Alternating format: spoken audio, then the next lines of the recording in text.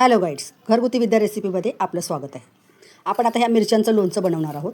या बाजारातून मिरच्या आणलेल्या आहेत, 1 किलो आहेत. तर आपण याची देठं काढून घेऊ, स्वच्छ धुवून पुसून घेऊ. हॅलो गाईड्स, आपण हे लोणच्याचा मसाला बनवत आहोत. ते आपण भाजून घेऊ. पॅन ठेवलेला आहे, पॅनमध्ये ओतून घेऊ आणि मंद आचेवर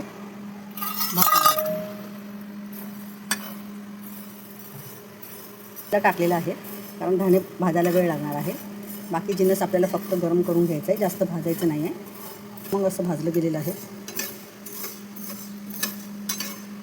आता हे धणे साईडला करून घेतलेले आहेत. मेथी टाकून घेऊ.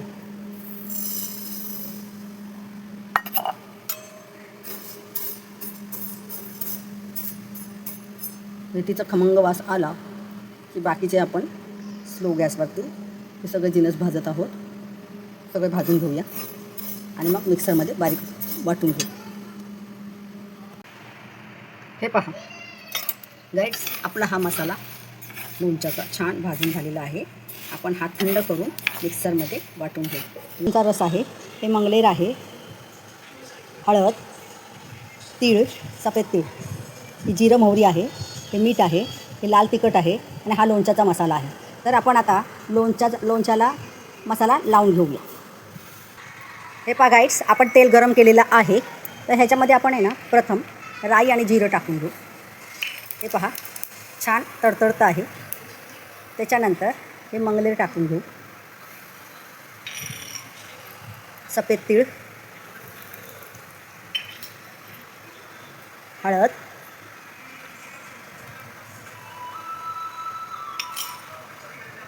मीठ,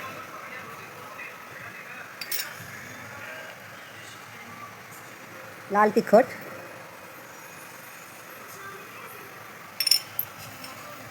आणि हा लोणच्याचा मसाला.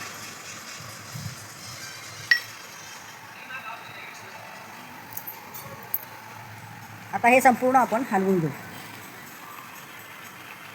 मिक्स करून घेऊ. ती कापून ठेवलेली मिरची ती टाकून घेऊ. मिरची आपण त्याच्यामध्ये टाकून घेतलेली आहे.